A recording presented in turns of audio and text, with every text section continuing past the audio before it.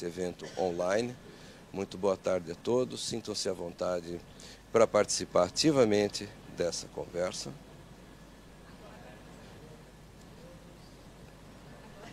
Sim. Muito boa tarde a todos.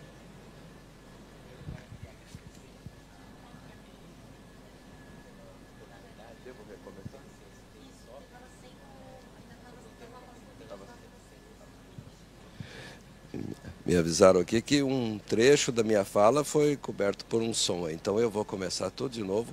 Para vocês vai ser a primeira vez, para mim vai ser de novo, né? Então eu queria novamente saudar aqui os colegas, agradecer a oportunidade de interagir com todos vocês novamente. Bem-vindos ao nosso painel sobre o Acordo de Haia, um acordo recém-implantado no Brasil pelo INPI. E, como toda a legislação recente, ainda suscita muitas dúvidas, especialmente nesse caso por falta de uma série de regulamentações e de regras para a sua efetiva implantação e utilização por todos os usuários. E para esclarecer as dúvidas que possam surgir da apresentação, e mais do que isso, explicar para nós como funciona o protocolo de Haia no Brasil, como funcionará, passou a funcionar a partir de 1º de agosto, eu conto aqui com a presença do meu colega, sócio Diogo Neto, especialista em patentes e design do escritório Daniel, né? Então, rapidamente me apresentando, eu sou Roberto Ribeiro e sou sócio do escritório Daniel, depois de trabalhar 30 e poucos anos na indústria, ocupando várias posições na indústria de medicamentos, cosméticos, enfim, e várias outras, né? Minha formação acadêmica é em Direito, Engenharia e Administração de Empresas, né? Então, eu vou passar aqui ao meu lugar e vou entrevistar o Diogo num formato de bate-papo bem descontraído, bem leve, para que a gente consiga tirar o máximo possível de aprendizado dessa nova legislação. E como toda nova legislação, sempre traz um pouco de inquietude, um pouco de preocupação. E, novamente, queria saudar também a nossa audiência que está online nos prestigiando. Muito obrigado por estarem conosco aí, acompanhando o evento esse tempo todo. E queria pedir a vocês também para colocarem suas perguntas. Eu tenho aqui uma tela, um tablet, por onde as perguntas vão chegar. Eu vou ficar feliz ao final da apresentação de responder as perguntas e algumas delas, naturalmente, passar ao Diogo, que, afinal, o Diogo é o especialista no assunto, né? Então, Diogo, muito bem-vindo ao painel. Eu queria começar perguntando a você qual é a sua experiência, o que você faz no Daniel, por que você é a pessoa que está sentada aqui para falar para nós sobre o Acordo de Haia. Boa tarde, pessoal. Espero que todos estejam me escutando bem. Estou um pouco mais longe. Mais longe? Obrigado à presença de todos aqui que vieram nos ouvir aqui para falar sobre o Acordo de Haia.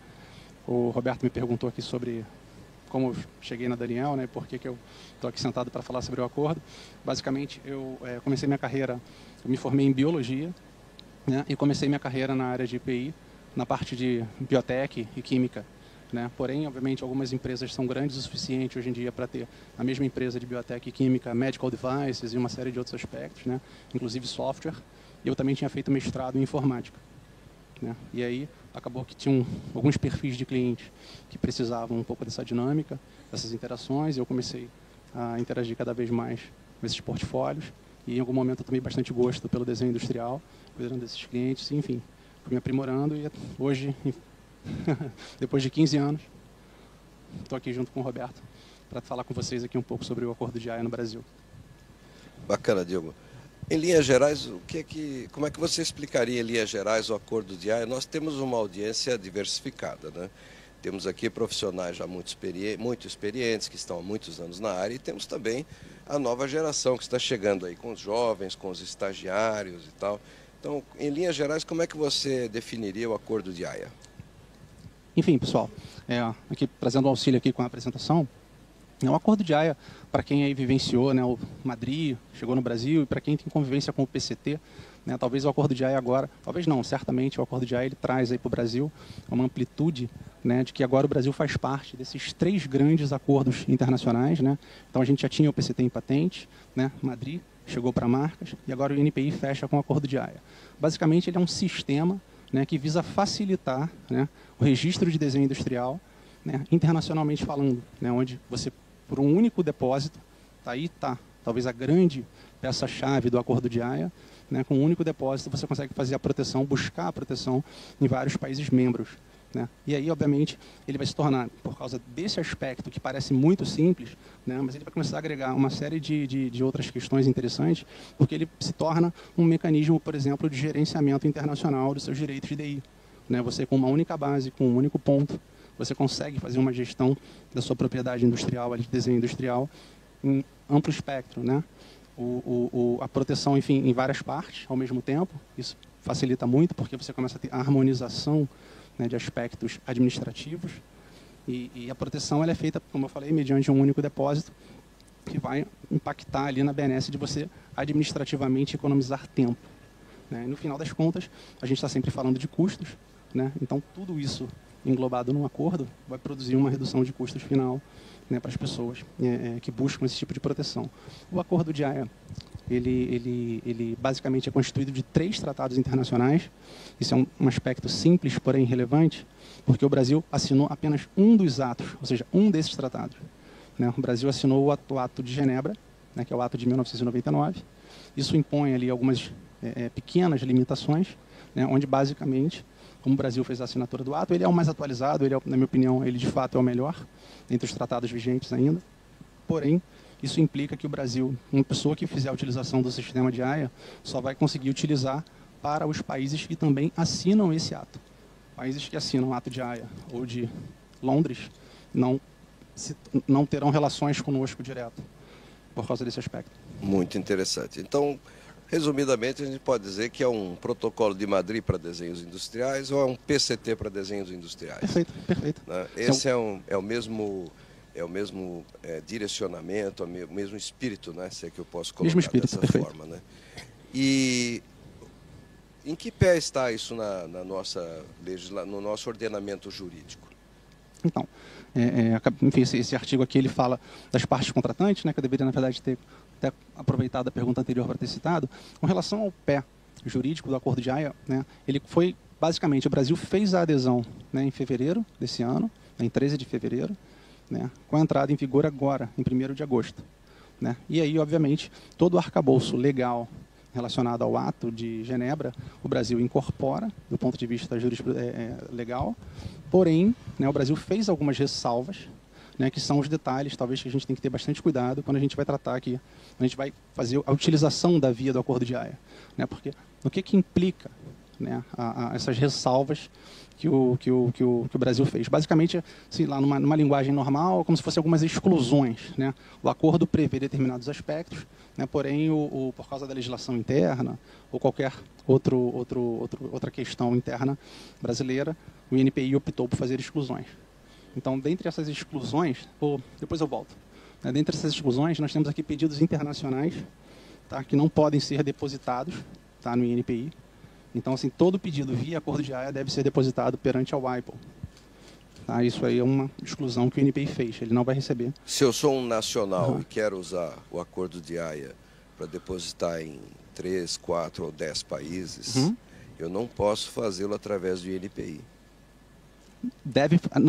Perdão, você falou não deve fazer através do INPI? Eu posso ou não posso? Não pode. Não posso fazer. Não pode. Então, ainda que o Brasil seja signatário, eu tenho que me dirigir a uma outra entidade, exatamente, que é o WIPO, que você falou, que é a Organização Mundial da Propriedade Intelectual, a World Intellectual Property Organization. Exatamente. Muito bem. Então, esse é um aspecto que ficou relacionado à ressalva brasileira. Outra questão que a gente também não pode deixar de lado, né, é que agora, no Brasil, por causa da legislação interna, sempre foi muito tranquilo, né, fazer um depósito, digamos assim, em nome de um titular, pessoa jurídica. Né, porque bastava a gente nomear o titular, pessoa jurídica, né, se o autor fosse um colaborador da empresa, por exemplo, partia-se do princípio legal, né, e da boa-fé, já tinha uma relação, né, desde que a pessoa fosse, digamos, contratada para exercer aquela função. E aí, com isso, a gente não precisava entrar com nenhum documento de cessão no Brasil. Porém, agora, como um desenho, esse registro, esse pedido, ele é um pedido internacional, isso engloba, né, outras jurisdições, então se tornou obrigatório, o Brasil fez a ressalva de que para fazer um depósito via Haia, você vai ter que, se não entrar no nome do autor do desenho industrial, ele vai ter que entrar com um pedido de exceção para ser devidamente aceito. Tá? Outro aspecto aí que pode também pegar o pessoal é que a questão do adiamento da publicação que tinha, né, no acordo, o Brasil fez uma ressalva e ela não será aceita. Né? E isso é um ponto que talvez venha a ser ruim, né? Porque seria uma forma da gente manter a tentativa de não confundir o sigilo que tem na legislação brasileira, né, na LPI, com o adiamento da publicação. Né? Então, o sigilo ele é mantido, né, para o depósito local, porém o adiamento da publicação ela não existe no âmbito de AIA.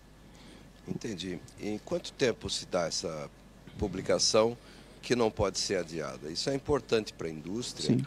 Na medida que eles vão ter, os detentores dos direitos, né, vão ter clareza sobre a partir de quando a imagem do seu produto vai estar disponível. Isso pode trazer alguns problemas. Eu recentemente vi numa publicação sobre motociclismo, né, que um novo modelo da moto BMW teve seu design publicado antes mesmo da moto lançada, né? E a concorrência correu atrás, né? Gerou até um pouco de brincadeira, porque era uma BMW muito parecida com uma Harley Davidson, né?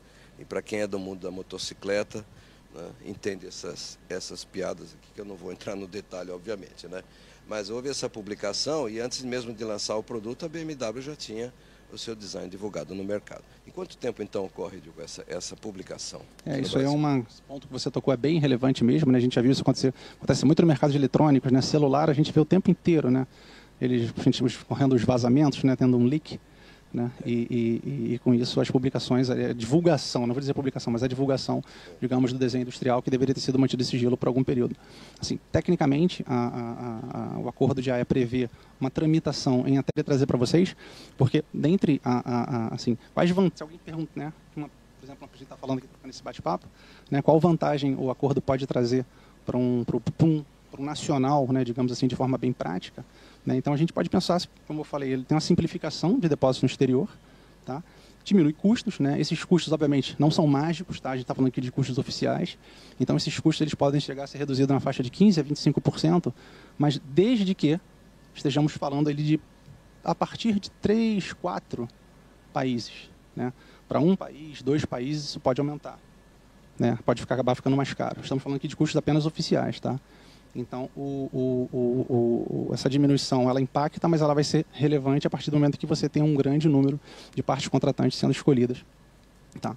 Para poder fazer a devida designação, né? Procedimentos mais harmonizados, isso é bastante importante, porque a gente sabe que no desenho industrial brasileiro, apesar de a nossa lei ter uma redação que eu acho razoavelmente moderna, a gente ainda tinha alguns aspectos que dificultavam bastante a prática nacional perante a prática americana, europeia, enfim, né? Todo mundo já deve ter se deparado com isso, questões de linhas pontilhadas e outros aspectos. Então, acabou que com um acordo, né, muita coisa foi revista e está vindo para bem. Ele pode ser utilizado por qualquer nacional, né, ou pessoa domiciliada numa parte contratante, né, e, por fim, ele vai facilitar o gerenciamento do portfólio de desenho industrial. Aqui, eu trouxe só 2 exemplos da principal mudança, né, que vai acontecer, porque a gente tem aqui nesse primeiro desenho o caminho regular pela CUP, né, onde um titular, por exemplo, brasileiro, ele vai ao INPI e faz o seu primeiro depósito, né? Isso, pela Convenção da União de Paris, gera um direito de prioridade. Com esse direito em mãos, ele tem 6 meses para ir a outros países, né? Agora, com AIA, isso altera bastante a via, você vai direto à OMP, faz esse primeiro depósito e acabou. Se tiver tudo certo, basicamente acabou, né? A AIA vai fazer todo o procedimento para você, né? Como eu falei, se tiver tudo certo. Então, tem alguns aspectos ainda que a gente pode conversar, mas a simplificação ela vem nesse nível. É um único depósito e acabou. Muito bem.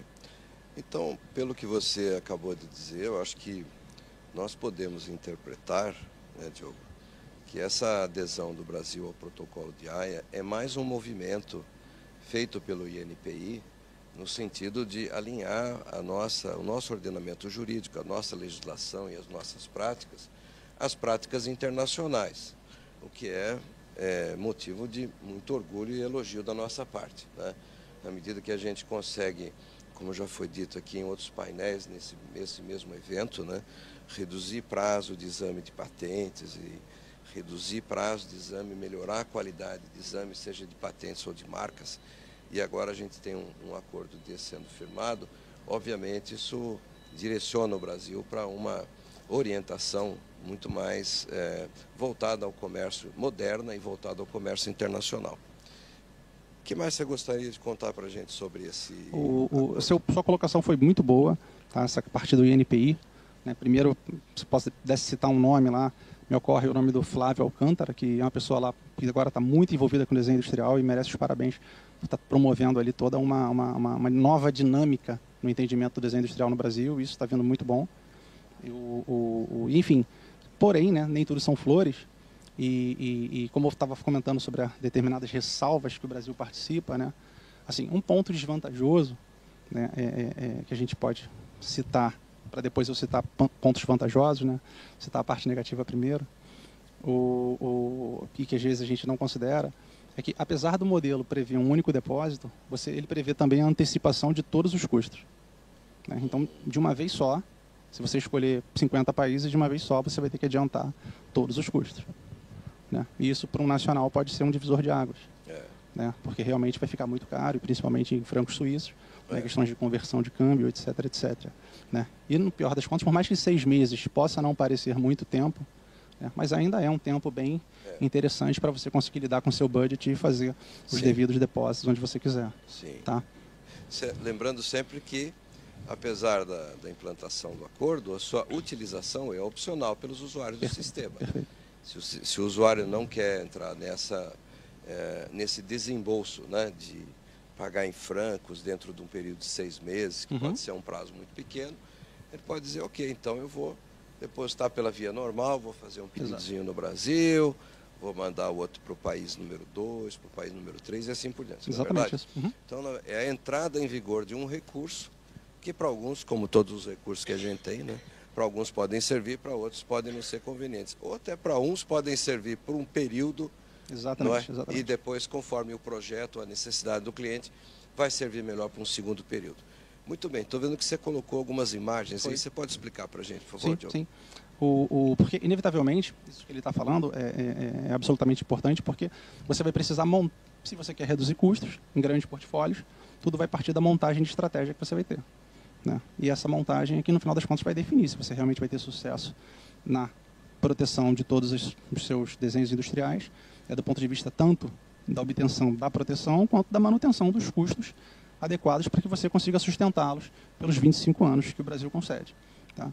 Então, aqui, né, nesse ponto aqui, só voltando aqui um pouquinho, deixa eu voltar aqui, porque quando eu comecei a falar das ressalvas, a gente agora aqui no bate-papo, a gente tem ido um pouco e voltado, um ponto que vale a pena a gente pensar, e obviamente isso vai impactar potencialmente em custos, né, para essa administração desse portfólio, tem a ver, obviamente, com aspectos que o Brasil não aderiu, né, em relação ao protocolo. E isso, obviamente, vai impactar, tanto do ponto de vista, impacta principalmente do ponto de vista legal, né, porque, obviamente, a adesão é para uma harmonia administrativa, porém, não existe uma harmonia ainda dos aspectos legais nacionais. Né, e isso é previsto, né, isso acontece no âmbito de qualquer tratado internacional, totalmente. Então, uma coisa que o titular, o depositante, melhor, né, tem que ficar bem atento, por exemplo, com que ele faz um depósito em AIA, achando que simplesmente vai ter a concessão direta no Brasil, e a gente ainda tem que resolver alguns aspectos relacionados a entendimentos, né, de característica ornamental preponderante. Aí alguém pergunta, mas pô, o que é a característica ornamental preponderante? Né? Basicamente, a nossa lei, né, lá no artigo 104, ela diz que um desenho industrial ele pode conter até 20 variações, desde que todos sirvam para o mesmo uso e compartilhem entre si a mesma característica ornamental preponderante. Essa característica, basicamente, resumindo em poucas palavras, mas ela é o toque, né, do designer, né, para conceber, digamos, o aspecto ornamental de um produto. Porque, obviamente, quando a gente está falando de desenho industrial, né, a gente não está falando de obra de arte. Então, a obra de arte ela é totalmente ausente de características técnicas. Né? Então, qualquer desenho industrial ele vai ter aspecto técnico. Né? Porém, apesar dele ter um aspecto técnico, por exemplo, tem uma panela, né? Ela tem um aspecto técnico de servir para cozinhar. Então, ela é um recipiente que tem que atender algumas necessidades. Porém, um designer consegue pegar essa panela e extrair dela aquela questão simplória de um aspecto puramente técnico de servir para cozinhar e aplicar um design onde ela fica super bonita e agradável esteticamente. Tá? Então, esse é o ponto da característica que prepondera naquele design, né? Então aqui eu trouxe esses exemplos, onde nós temos aqui um corpo de barbeadores, né, de shavers, e esses corpos eles basicamente se diferem pelo encaixe, né, da cabeça de corte, né, das lâminas. Quer que eu aponte lá para você? Você consegue apontar daí? Ok. Esse ponteiro aqui é tipo um mouse. Pensei que fosse um laser.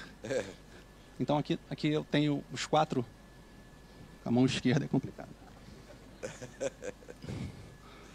Ups. Sei que 2 toques faz uma coisa, 2 toques rápidos é o ponteiro. Ok, achei. Então aqui temos esses 4 corpos aqui de barbeadores, né, de shavers, de aparadores de pelo, melhor, né? Porém, apesar deles terem como única diferença o aspecto do encaixe, que poderia ser considerado um elemento técnico, onde absolutamente... Funcional, né? Perfeito. Onde o corpo deles compartilha exatamente o mesmo aspecto ornamental, o INPI, aqui no Brasil, né, solicitou a divisão desse depósito. Então, esse em 2 pedidos separados. Então, no original foi mantido, né, os corpos aqui de aparadores com o encaixe em quadrilátero, né, e as partes ovaladas e circulares caiu num dividido, né, coisa que na abrangência internacional não aconteceria, e obviamente isso gera um custo adicional no Brasil que lá fora ele não teria, né? Então é importante que isso mais ou menos fique mapeado para que na estratégia você consiga lidar com isso. Obviamente não chega a ser nada fatal, mas é importante não ser pego de surpresa quando você está montando a sua estratégia de desenhos industriais, porque no final das contas, se você não perceber isso em várias partes contratantes, aí sim pode chegar uma conta muito grande para você no fim. Então, Diogo, se eu sou um usuário do sistema e eu trabalho numa empresa, eu tenho um projeto, eu vou buscar o teu conselho sobre a melhor forma de proteger aquele design, né? Eu acredito que uma das coisas que você vai me dizer, um dos balanços ou uma das comparações que você vai me pedir para fazer, vai ser no seguinte sentido: se de um lado você vai adiantar os custos das taxas em até 6 meses, né, conforme o seu projeto, as suas imagens, etc., né, você, por outro lado, você pode economizar em pedidos divididos, não é? Eu vou gastar um pouquinho mais aqui no início, mas eu, primeiro, já sei como eles vão ser lá no final. Eu já tenho previsibilidade. E segundo, eu não vou ficar com uma proteção desuniforme ao longo dos países, porque no Brasil pode me pedir uma divisão como foi essa, num segundo país uma divisão diferente, no terceiro uma divisão diferente, ou seja, pode acabar a minha economia em não usando AIA, pode acabar complicando, deixando mais complexo o meu portfólio, né, para gerenciamento. O que eu tenho protegido por um design aqui, eu posso ter 3 ou 4 em outro país. Seria mais ou menos isso. Em alguma dimensão, sim, tá? Porém, esse é um aspecto aqui da divisão que o Brasil fez uma ressalva, e se você fizer, por exemplo, um depósito em AIA, mesmo que o Brasil aceite todos os objetos como compartilhadores, né, da mesma característica ornamental preponderante, digamos assim, porém, a nossa lei ela limita isso para uma quantidade de 20 variações. Okay, então, perfeito. Um depósito que entre lá com mais de 20, obrigatoriamente no Brasil vai sofrer uma exigência para que ocorra uma divisão limitando o pedido original, o pedido internacional, a 20 depósitos. E aí esses, além, né, esse excesso de depósitos além dos 20, eles entrarão diretamente na via nacional como um depósito regular que terá uma vida seguida totalmente no Brasil, fora do acordo. Interessante. Você tem mais alguma característica que você gostaria de explicar sobre a legislação, ou já prefere partir para os exemplos de como é o antes e depois? Não, ainda tenho aqui alguma coisa, porque, como eu estava falando, o sistema ele facilita o procedimento internacional, tá? Porém, aspectos legais da proteção, né, são tratados pela legislação interna de cada país. Então, isso traz algum tipo de impacto, né? Então, atualmente, alguns pontos ali que ainda carecem de cuidado é que a gente ainda não tem a publicação das diretrizes, tá, para garantir como será o exame daqui para frente. Então, isso ainda estamos numa zona um pouco cinzenta, né, de como será tratado, né? Dúvidas sobre procedimentos formais simples, né? Porque hoje, por exemplo, a gente sabe que a AIA, aceita questões de numeração de páginas, mais de uma figura por página. O INPI ainda não se pronunciou como isso vai ficar no Brasil. A gente espera que ocorra uma mudança positiva nesse sentido e passe a ser aceito também, né? Incertezas sobre critérios de divisão, como aquela que eu apresentei agora, sobre os barbeadores, porque, a meu ver, não deveria ter ocorrido aquela solicitação, mas, enfim, mesmo com alguma argumentação, ela ocorreu, né? A gente não sabe se o INPI vai abrir uma consulta pública para discutir o novo manual de desenhos industriais, né? E a consulta pública, ela minimamente seria interessante, porque, é claro, assim, a gente sabe que o INPI abriu uma consulta pública no fim do ano passado, tá? Porém, a consulta pública passada, ela acabou versando num aspecto que ninguém envolveu a AIA, ninguém envolveu as mudanças trazidas por AIA, né? Mesmo, principalmente as coisas positivas, né? Então, a gente ainda está um pouco sem saber a direção que virá com relação ao novo manual. E ok, a gente tem certeza que o INPI está tendo um carinho muito grande, né, com a redação do novo manual, mas é sempre bom a gente ter alguma etapa posterior de uma abertura de consulta para que isso possa ganhar ainda mais robustez e claridade para todo mundo, né? Então isso é um ponto bem interessante.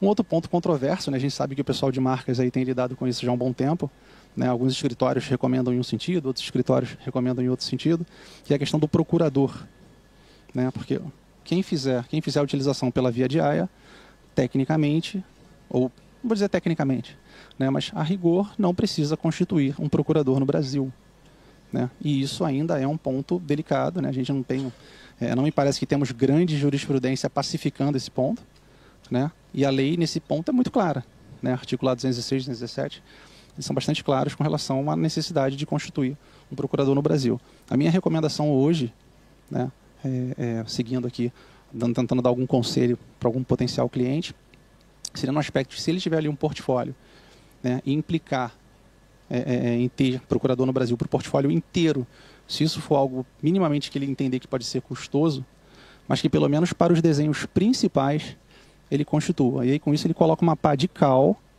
para que esses registros principais, que de repente são os mais importantes de todo o portfólio dele, sobre esse aspecto. Ninguém vai poder questionar de que ele não constituiu o procurador no Brasil para aqueles DIs. Então, esse é um ponto que ainda carece de muito debate, de muita robustez, de amadurecimento, para a gente realmente saber.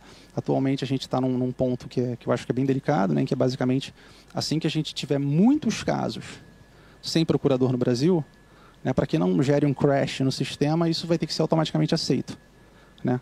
Porém, não me parece um bom caminho de ser tomado assim, se você tem coisas muito importantes e relevantes no seu portfólio, né? Assim, você coloca sempre ali um ponto de delicadeza que idealmente não deveria estar lá.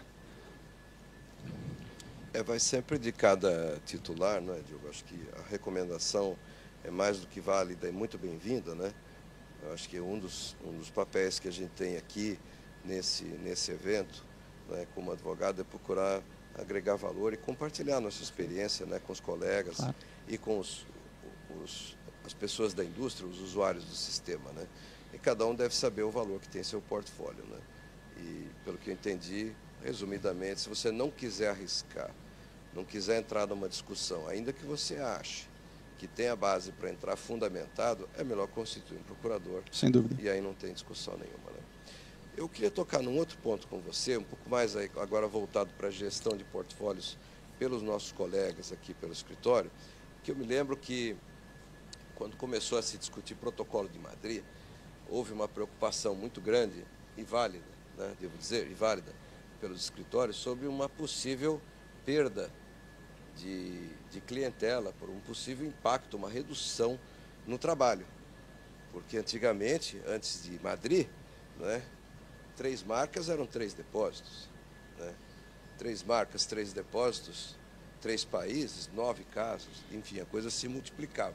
E com Madrid não, a coisa se concentrou. E a gente chamou o acordo de AIA aqui, carinhosamente, né, no início da nossa apresentação, do Madrid do desenho industrial. Então eu queria saber se você tem algum dado para compartilhar com relação ao possível impacto que a implementação de AIA possa trazer para os escritórios que estão aqui nos assistindo, nos prestigiando. O que você pode compartilhar sobre isso, Diogo? Eu trouxe aqui um dado, né? É óbvio que quando a gente começou a fazer as análises, né, inevitavelmente a gente vai tentar buscar os membros mais próximos, né? Então a gente geralmente começa pelo México, né? Tenta olhar outros membros da América e tudo, mas é claro, os Estados Unidos de repente não serve muito bem, né? Porque os Estados Unidos é uma potência ainda muito grande em qualquer aspecto da propriedade industrial. Então acaba que o México funciona como o melhor, digamos, panorama, né? Ou pelo menos o membro mais próximo, né? E nesse sentido, o México, inicialmente, ele teve problemas que eu me refiro, né? Ele teve uma redução no número de depósitos diretos, apesar de que os depósitos ocorridos, digamos assim, as concessões no México aumentaram. Por que aumentaram? Porque estavam chegando por AIA, mas os depósitos diretos diminuíram. Tá? E aí, aqui, para tentar trazer um dado sobre o Brasil, vou pular aqui vários slides, depois a gente volta. Opa. Cheguei. Então, para tentar chegar a um dado sobre o Brasil, fizemos uma análise, né, assim, de todos os registros, né, da base da WIPO sobre o Tratado de Haia, sobre o Acordo de Haia, né, e aí olhamos os desde lá até 2012, né, e aí olhamos também todo o histórico de depósito desde o INPI. Né, e olhando esse histórico, a gente chegou num dado bem simples, né, em que basicamente, nos últimos anos, né, a gente fez uma análise aqui não tão longa, mas nos últimos anos, o de 2018 a 2023, a gente observou que 12%, né, dos depósitos feitos no Brasil são feitos por depositantes que também fazem depósito em AIA. Né, mas é claro, eles fazem diretamente no Brasil, porque o Brasil até então não assinava o acordo. Tá? Então, respondendo ali a pergunta do Roberto, né, se a gente pensasse num cenário, um pior cenário possível, né, em que todos esses 12% de depositantes migrassem todos os seus depósitos para AIA, ou seja, eles passassem a entrar no Brasil única e exclusivamente por AIA, né, os depósitos diretos, que hoje ocorrem puramente pela via tradicional perante o INPI, a gente espera ali uma queda de cerca de 10%. Tá? Apesar de que, se essa migração ocorrer por AIA, tecnicamente, os números do INPI vão se manter estáveis. Tá? A queda serão apenas nos depósitos diretos. Então, aqui a gente fez ali uma previsão, a linha pontilhada. A linha pontilhada, ela demonstra o cenário sem AIA, caso o AIA não existisse, né, para os depósitos diretos. E a linha verde, perdão, a linha verde não, a linha sólida azul, ela demonstra o cenário com AIA, em que os depósitos diretos incorporam essa queda aí para 2024 na faixa de 10%. Muito bem. Um dado bem interessante. Então, mesmo que a previsão não se configure, afinal é só uma previsão, perfeito, né? Uhum. Não é? A gente pode estimar aí que, sei lá, em torno de 20% no máximo deve ter... Esse seria o maior impacto possível. Maior impacto assim, possível. Pior cenário, né, em termos de impacto na demanda de trabalho interno para desenho. Mas aí eu, com essa pergunta, fiz você pular um monte de slides. Você quer voltar para os anteriores e explorar lá o que você tem?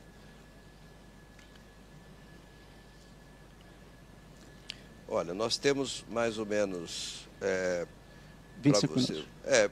Vamos deixar aí uns 5 para pergunta, temos uns 20 minutos. Aí você fica à vontade para a tua exposição aí, para usar esses 20 minutos e explicar o que você achar importante. Perfeito, tá bom? Obrigado.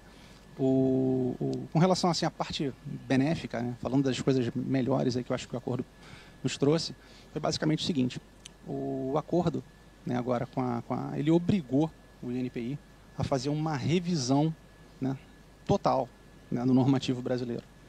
Então isso foi muito bom, porque muitos aspectos que a gente estava muito, digamos assim, desarmônico com a prática internacional, passaram a ficar harmonizados, né? E muito interessante porque toda essa nova harmonia, né, todo esse novo ganho, ele vem sem precisar, né, de mudanças na lei. Então, foi simplesmente uma mudança de entendimento do INPI, uma atualização, né, de gestão administrativa, uma atualização, né, de aspectos de entendimento da matéria em si, né, que proporcionaram esse avanço. Né? Então, na minha opinião, essa é a maior benesse que o acordo vai trazer, tanto para quem utilizar o acordo, né, quanto para o nacional que está tentando fazer um depósito diretamente no Brasil. Tá? E aí, seguindo no que o Roberto falou, que ele viu os desenhos e tudo mais, né? Então, eu tentei fazer um antes e depois para vários aspectos.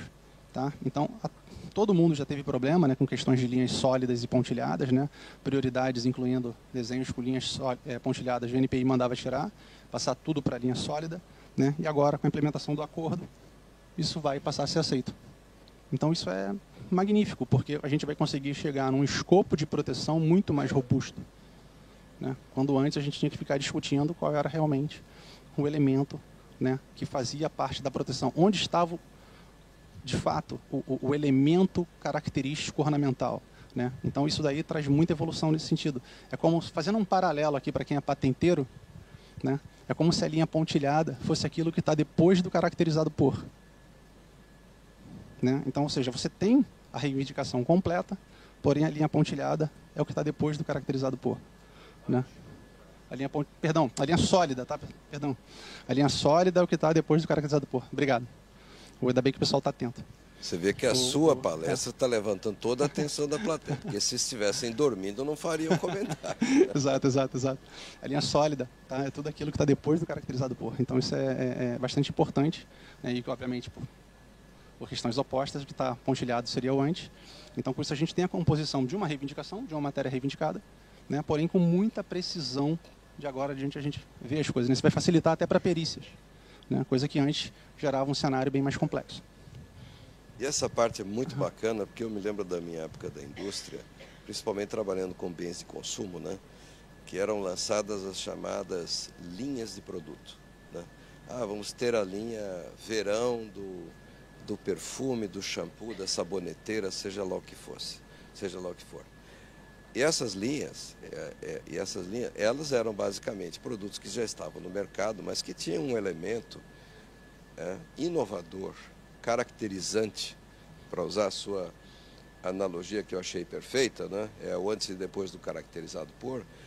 E nós éramos obrigados, nós naquela época na indústria, éramos obrigados a depositar um caminhão de desenhos industriais para cobrir a saboneteira, para cobrir o shampoo, porque todos tinham lá, fosse uma linha infantil, todos tinham o ursinho, né, com a mamadeira na mão e a orelha torta. Então, dá-lhe ursinho com mamadeira em 50 desenhos industriais, né?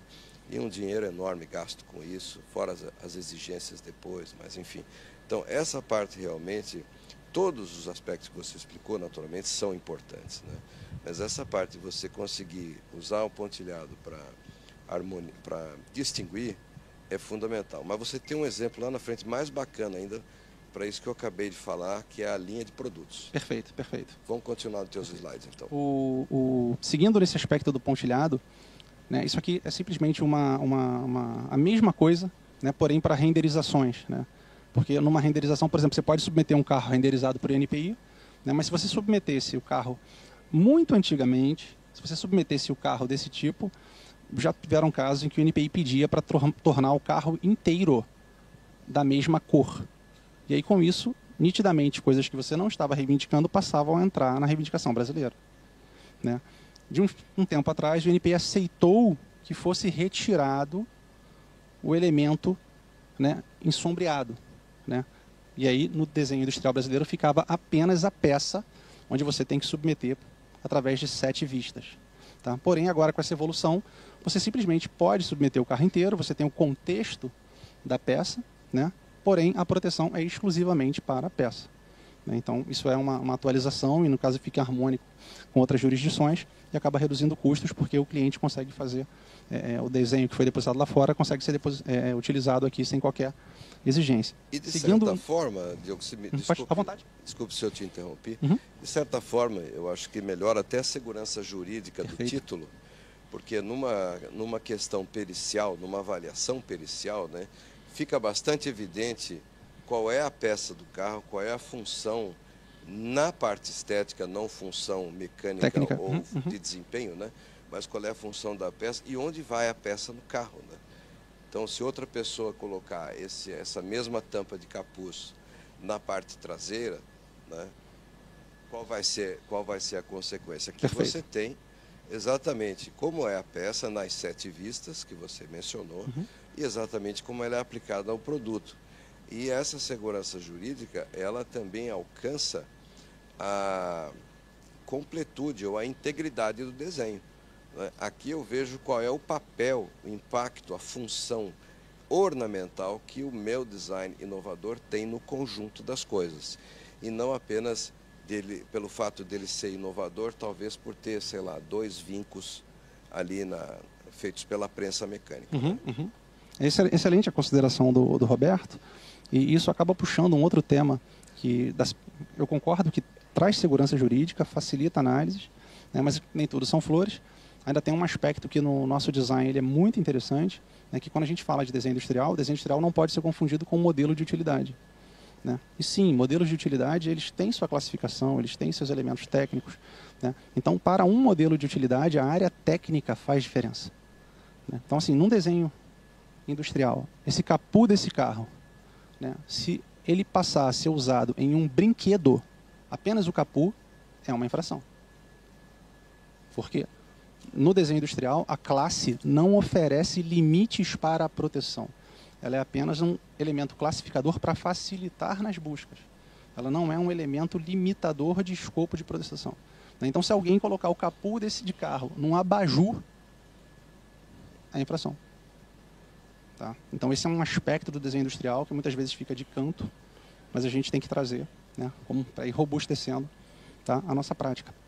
Com relação à pergunta anterior que você fez, Roberto, e que pode ser um facilitador agora muito grande, né? E realmente assim nessa parte de associações de itens em um mesmo depósito. Isso então, aqui eu fiquei apaixonado por esse pelo. Eu não vou digo dar um spoiler, o outro é mais legal ainda. Eu não digo que está 100% resolvido, mas vai ficar muito melhor. Vai ficar muito melhor, né? Que são exatamente esses itens que são feitos em composição, né? Então, até então, no desenho industrial brasileiro, se você fizesse, por exemplo, um depósito de um aparelho de som, a não ser que a caixa de som fosse grudada no player, né, você vai receber uma exigência para dividir. Né? O INPI solicitaria que as caixas de som, porque caixa de som é caixa de som e player é player, então eles têm que viver em pedidos separados. Né? E atualmente, se forem objetos que partilham a mesma classe, eles podem conviver. Né? Com o novo entendimento do INPI, tendo eles a mesma classe, eles poderão conviver em um único desenho industrial. Então isso vai ser muito bom, né, tanto para quem está vindo por AIA e até para o nacional que vai passar a desfrutar desse novo entendimento. Tá? O próximo slide aqui que o Roberto está falando é esse aqui. Ó, né? Até então o INPI entendia que um garfo era um garfo e uma colher era uma colher. Então ele solicitava uma divisão, porque um garfo era um garfo e uma colher era uma colher. Né? Então, mesmo um garfo sendo apenas uma colher recortada para que apareçam os dentes do garfo, isso aparecia. Então, como se não tivesse um compartilhamento ornamental entre esses objetos. E é na cara, né? Que eles compartilham a mesma característica ornamental. Então, agora, eles poderão conviver em um único depósito sem sofrer exigência. Isso é bom, reduz custos, melhora entendimento, coloca toda uma família de design no mesmo pedido. Isso para a indústria de bens de consumo é um ganho de produtividade enorme. E aí, dando seguimento, né, coisas que agora também vão facilitar. Né, a gente tem alguns casos, algumas exceções, mas agora pelo menos parece que está mais pacificado. Né, até então, marcas não podiam constar em desenhos industriais. Né, o INPI entendia que se ela aparecesse no desenho é como se a proteção fosse extensível para a marca. E agora ele entende que isso não é um problema. O desenho industrial poderá conter uma marca, mas a proteção não é extensível para a marca. Né? Então, trouxe aqui 2 exemplos, ó, né, onde, por exemplo, aqui o carro fica sem o símbolo da estrela da Mercedes e a marca da Aquafresh ali, uma pasta de dente, não poderia ter o nome. E agora, isso vai ser bastante facilitado, porque vai poder conter, incluir tudo isso lá. E aí eu já faço uma pergunta de usuário, né? Uhum. Então, se eu registro como eu posso registrar hoje, que é o sinal gráfico mais o termo escrito, e alguém usar apenas o sinal gráfico, caracteriza uma violação de desenho industrial ou não? O sinal, do ponto de vista marcário, não. Mas do ponto de vista de desenho industrial? A gente pode começar a discutir a tipografia utilizada. Sei. E aí, considerando tipografia, é claro que esse desenho industrial, apesar de não proteger a marca, mas aquela marca ela utiliza uma tipografia na composição do desenho industrial. Uhum. Né? Se for uma tipografia que atende aos requisitos de novidade, originalidade e outros aspectos, poderá sim ser discutido. E se eu copiar o símbolo né, exatamente como está. E ao invés de escrever Aquafresh, eu escrevo qualquer outra coisa. O uso do símbolo está sendo violado Perfeito. pela reprodução, não é isso? Eu entendo que sim. Perfeito. Mesmo uma reprodução ali parcial, Parcial. né, ela ainda incorpora ou imita substancialmente esse objeto lá nos termos do artigo 187 da LPI. Então, eu ainda consideraria muito provável, obviamente, a gente vai sempre falar caso a caso, né, não dá para bater um martelo direto, mas eu entendo que sim. Aí a gente começa a entrar num aspecto bem interessante que existe no direito marcário, que é a indução ao erro, né? Por analogia, a gente poderia aplicar esse mesmo princípio aqui, ou seja, ainda que o desenho dessa, eu não sei se posso chamar de gota, né? Ou tira, né? Três cores. Ainda que o desenho da gota não fosse exatamente igual, né? Ele lembra esse desenho, ele traz. Ou o desenho industrial, eu devo dizer que ele vale nos estritos limites do que ele está delineado ali. Perfeito, perfeito. Essa pergunta é ótima. E me lembra até as colocações de Gama Cerqueira sobre isso, porque se o desenho industrial não tivesse qualquer escopo de proteção lateralizado, eu me refiro assim, algo além do estritamente colocado ali, não teria nem por que haver a proteção, né? Porque só seria infração se a cópia fosse servil, né? E aí a própria lei brasileira foi bastante interessante nesse sentido, e ela fala em imitação substancial, né? É claro, não temos uma fórmula mágica em que coloque o que é essa imitação substancial, né? Porém, isso demonstra pela lei que não precisa ser uma cópia idêntica para haver infração. Você tem um espaço, né? Senão seria muito fácil, né? Você faz um carro, mudou o farol, uma infração, né? Fez lá uma nova cafeteira, trocou a posição dos botões de liga e desliga, não tem infração, né? E não é assim que funciona, né? Se aquele objeto incorporar, né, ou representar uma imitação substancial, a infração será aferida. Bacana. Eu queria lembrar aos colegas que estão nos acompanhando aqui online, que podem colocar suas perguntas. As perguntas chegam para mim aqui no tablet e eu vou ter o maior prazer de compartilhar aqui com o Diogo, né? O tempo está voando. Me desculpa. Temos aí, quando o assunto é interessante, o tempo passa rápido, né, Diogo? Temos ainda aí uns 9 minutos, se a gente puder deixar uns 5 ou um pouquinho mais do que isso para perguntas. Perfeito. Pode ficar à vontade. Tá, vou só me expor aqui brevemente.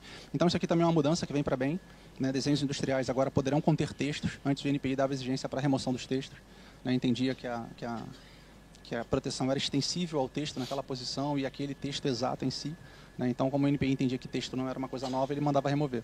E agora ele continua, assim, a proteção ela não vai ser extensível ao texto em si, né? Mas a gente vai poder discutir questões de posicionamento, questões de tipografia, etc. Aqui, né, agora o INPI volta a aceitar fontes tipográficas, né? Elas eram aceitas durante muito tempo, né? Houve um entendimento há mais ou menos uns 6 anos atrás e elas simplesmente cessaram, né? O INPI não concedeu mais fonte tipográfica, né? E agora elas voltam a ser aceitas, né? É muito interessante, eu espero, né? A gente pode ficar conversando horas aqui só sobre questões das fontes. Eu espero que o INPI consiga praticar, digamos, porque a implicação da aceitação administrativa disso, eu espero que isso gere um reflexo positivo no entendimento de como o INPI faz seus exames, de como o INPI julga, por exemplo, unidades administrativas, né? Porque, por exemplo, vou tentar pontuar aqui, isso aqui é o... Ups, passei direto. Não fui feliz aqui com o aparelho. Aqui. Não. Aqui. Tá? Isso aqui é o Times New Roman, eu acho que todo mundo conhece essa fonte, né? Deve ser uma das mais usadas do mundo. Não estou entrando no mérito aqui de novidade e originalidade, mas ela é uma fonte denominada serifada, né? O que é a serifa? A serifa basicamente são esses tracinhos que tem aqui, ó, nas pontinhas dela, né? Então toda ela tem essa característica lá, o C, o B, né? Então se a gente fosse pensar no rigor da lei, né, o que faz uma letra A? Uma letra A é parecida com uma letra B? Nem um pouco. Mas a lei permite que eles fiquem no mesmo depósito porque eles compartilham a característica ornamental preponderante.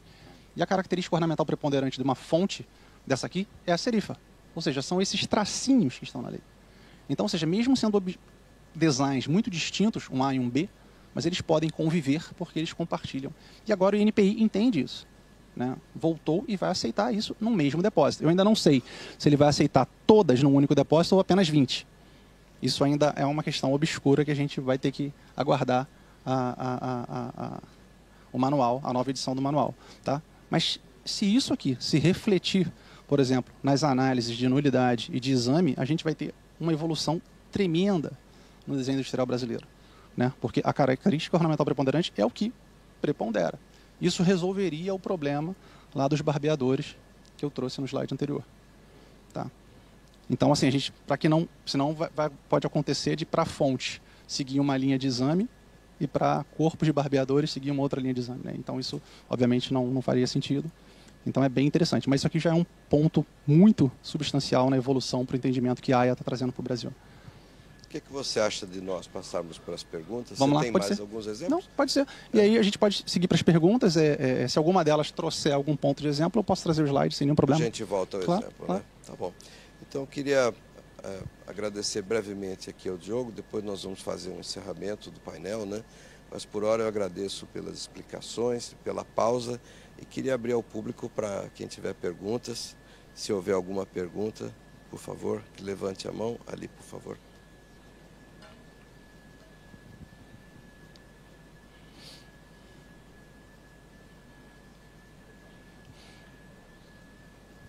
Muito obrigado pela pergunta. Se pudesse identificar... Luiz Henrique do Amaral, do escritório Gama. Bom, muito obrigado aí pela apresentação. Acho que foi bastante abrangente e entrou em detalhes interessantes da adesão e do acordo. Quando você projetou um risco, uma possibilidade de queda de 12% dentro do estoque total do INPI, você segregou entre residente e não residente? Porque o impacto de não residente vai ser mais expressivo do que o de residente, correto? Perfeito. Eu confesso que eu omiti esse dado de propósito. Eu fiz esse dado. E é exatamente o que o Luiz fez logo a primeira pergunta. A gente estava vendo que se projetar todo esse impacto só nos estrangeiros, né, considerando o percentual de casos que estão via AIA, esse impacto passa um pouco de 30%. Nos estrangeiros. Muito bom. Então, eu falei assim, poxa, o acordo está vindo tão bom, vou deixar isso aqui de fora. Diogo, Roberto. Quiser se identificar, por favor. Eu sou o Maicon, do escritório Baril Advogados. Tenho uma pergunta de caráter bem prático aqui, inclusive, porque, curiosamente, você está traçando um paralelo entre AIA e Madrid. Eu fui informado há pouco que o nosso escritório foi o primeiro que fez o protocolo de AIA, designando legal, o Brasil. Parabéns. E também fomos o primeiro protocolo de Madrid na época, então faz bastante sentido. Só fiquei com uma dúvida, e talvez eu tenha me perdido ali no começo. Você falou que demoraria mais ou menos uns 6 meses de processamento, e aí por isso a questão de ordem prática, porque a gente consultou o sistema do ERIG System lá, e ele, no FAQ ele disse que demora mais ou menos de 6 a 8 semanas para fazer o registro internacional. E aí vai variar de acordo com o país, então a nossa previsão era de mais ou menos 10 semanas. Será que é 10 semanas para termos o registro ou esses 6 meses de processamento? Eu me perdi um pouquinho se as informações não estão contraditórias ou se eu não estou alcançando qual vai ser a diferença entre uma e outra. Perfeito. Tecnicamente, o registro ele foi feito, obviamente, para não ultrapassar os limites da CUP. Tá? O acordo, né, ele foi pensado para não ultrapassar. Então, é claro, se você antecipa a publicação, né, aquele tempo que você gozaria, né, de poder ir em países pela CUP, né, se isso for publicado antes, você perde. Tá? Então, ele pode sim ser adiantado o trâmite. Né? Inevitavelmente, né, o trâmite ele acontece todo em sigilo, né, em AIA. As designações são feitas por AIA, né, então elas seguem para os países designados, tudo via AIA, porém, tecnicamente, se formos seguir o melhor rigor do acordo, a publicidade disso começaria a ocorrer após 6 meses. Entendi. Mas o processamento já estaria pronto, aguardando apenas publicar. Entendi. Acho que e essa é a diferença, essa é a diferença basicamente entre sigilo e adiamento da publicação, perdão. É porque muita gente confunde essa questão da publicação com o sigilo incorporado à nossa lei. Né? Quando a gente fala do sigilo em si no Brasil, a gente está falando de que, tecnicamente, nem o INPI tem acesso. É como se algo seguisse num envelope lacrado, o INPI só sabe que tem ali um nome, né? Alguém depositou isso, o INPI carimba, coloca um número e está em sigilo. Né? O adiamento da publicação, não, tecnicamente o INPI recebe, processa tudo rodou exigência, rodou tudo, e apenas na data combinada, em virtude do adiamento da publicação, é que será publicado. Então, essa é a diferença entre sigilo e adiamento da publicação. Espero ter respondido a sua pergunta. Perfeito, muito obrigado. Então, nós estamos já alcançando o nosso tempo limite. Nós falamos hoje aqui sobre protocolo de AIA, tivemos o prazer de ouvir. Parabéns, muito obrigado, meu colega Diogo Neto. Ouvimos sobre a adesão do Brasil ao protocolo de AIA em fevereiro, a implementação efetiva a partir de 1º de agosto pelo INPI. Ouvimos também que há ainda algumas regras pendentes de serem adotadas, né? Então eu encerro aqui esse painel. Eu queria pedir a todos uma salva de palmas ao Diogo aqui. Muito obrigado. Obrigado a vocês aí por terem verificado. Obrigado. Aproveito para pedir a todos aqui, seguindo o pedido da... muito obrigado. Pedido da organização para que todos permaneçam sentados como estão agora nesse instante, porque o próximo painel já vai começar logo em seguida. Muito obrigado, boa tarde a todos. Obrigado a todo mundo aí. Fico à disposição. Qualquer dúvida, obrigado aí mais uma vez.